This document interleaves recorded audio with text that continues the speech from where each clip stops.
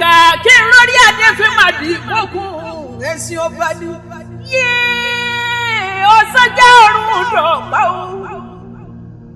Àfìrìmọ̀ jókòó ẹnu sàǹsọ̀fò. Àsáńkẹ́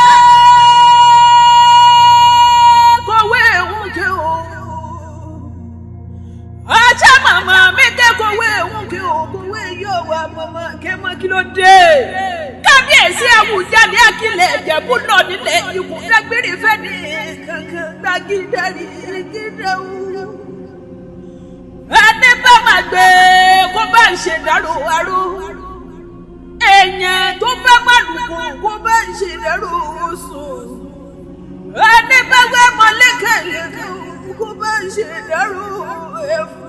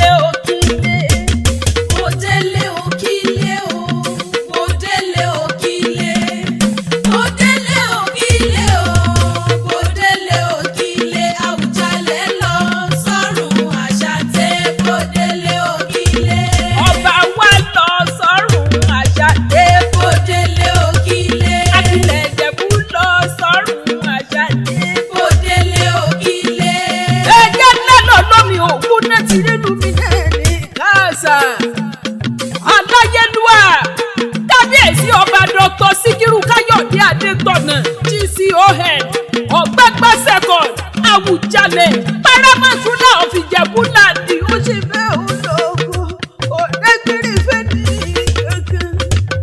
Wẹ̀yìn rẹ̀ wò kó wá wo bí gbogbo àwọn olóyè rẹ̀ ṣe ń ṣèdárò lẹ́yìn rẹ̀.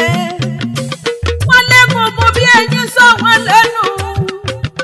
Irú kan tẹ́rí sọ wọ́n láwùjọ òkúta. Irú yọ sọ wọ́n láwùjọ èèpẹ̀. Ẹ̀rí irú Àwùjalè Akile gbogbo Ìjẹ̀bú ó sọ wọ́n láwùjọ àwọn ọba. Gbogbo tó bá jẹ láti ìdí ọ̀run ni ọmọ báwọn jẹ. Kábíyèsí Aláyélúwà Akile Ìjẹ̀bú Kúkú Olúdà aláṣẹ pákẹ́jì òòṣà Àjọ̀gún bàbá yèyé abẹ́rẹ́ máṣe ògbòrògbò dà ọ̀pọ̀lọpọ̀jà mọ̀pọ̀mọ́rẹ́ ọmọ wọn lóde nìkéré àjàgbà lúra ọmọ alágẹmọ mẹ́rìndínlógún ọmọ ọ̀gbágbá agbátẹ̀wọlẹ̀ ọmọ adégiláyà ṣáàgùn ọmọ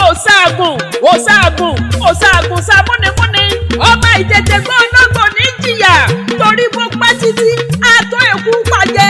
Kábíyèsí Aláyélúwà Akile gbogbo Ìjẹ̀bú ọba Dr. Sikiru Kayode Adetona Àwùjalè ẹkùn ọkọ̀ ọ̀dọ́ ìwọ lọ máa ń lébọ̀ lẹ́yìn jagunlabi lára iwájú ọmọ mùpá ṣàyàn ọmọ alẹ́kùn mọ́dẹ̀yìn ọmọ alára gbàdàmú ọmọ abẹ́bẹ́ jóyè ọmọ tá a bẹ̀ kó tó jóyè nínú ilé bàbá ẹni Àwùjalè ọdún ọ̀sọ̀kùnrin Ìjẹ̀bú ọmọ alárẹ̀ OGBAGBA AGBATEWOLE ọmọ arájò jóyè ọmọ alágẹmọ ògún wọ̀yọ̀wọ̀yọ̀ ọmọ aládìyẹ ògbógbòmọ̀gà adìyẹ bàlọ́ọ̀kù ọkọ̀ lẹ́lẹ́ àrò òrokùn àrò òradìyẹ ọmọ ń ṣe ní ọ̀yọ̀yọ̀mọ́yọ̀mọ́ ẹni tí ń ṣe ní òní ìpàdé ọmọ dúdú lé ọmọ bẹ́ẹ̀ ṣe pupa tó mọ bẹ́ẹ̀ ṣe ó sì lé ọmọ mọ̀lẹ́jẹ̀mọ̀ òrógò ìgbà tí wọ́n fi rógò tẹ́ ẹ̀yà máa ti lọ ọmọ onígbò máa dé o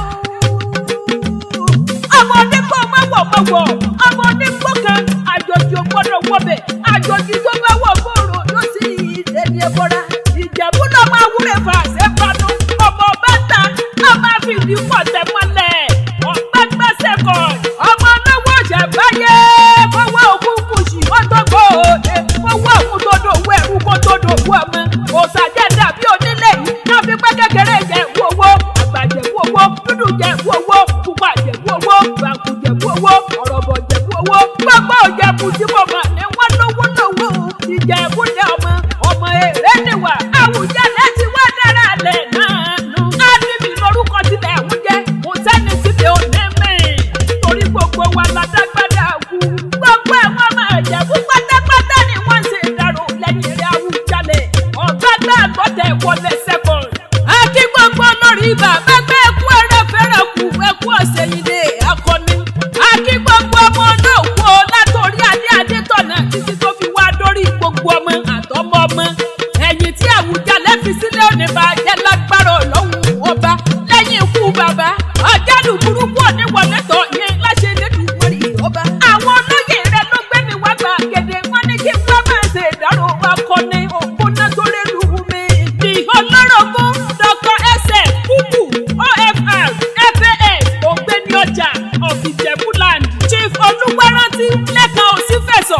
olóòtú olùwà àgbàdàsà of Ijebuland, Chief Jimmy Adébísí Lawal, olóòtú ìfọ̀rẹ́ ànàjírọ̀bà of Ijebuland, Chief Chris Olúfúnmilọ́lá Òkúnnáwọ̀ Bọ́basúwà second of Ijebuland, Chief Prof Ebeho Yusuf PhD FNIN Bágbìmọ̀ of Ijebuland, Chief Obi Ògúnbóyèjọ Ọbaṣẹ̀wà of Ijebuland. Gbogbo wọn náà ṣe ìdárò lẹ́yìn Chief Agboola Aláùsá Balógun of Ijebuland, Chief Aládé Ṣọ̀tẹ̀ Ọ̀tún Balógun of Ijebuland, Chief Adégbóyèga Adéṣọ́yè Òsì Balógun of Ijebuland, Chief Mrs. Tóyìn Olúwọlé Yèyéṣẹwà of Ijebuland, Chief Ìbídọ́lápọ̀ Balógun Jagunà of Ijebuland.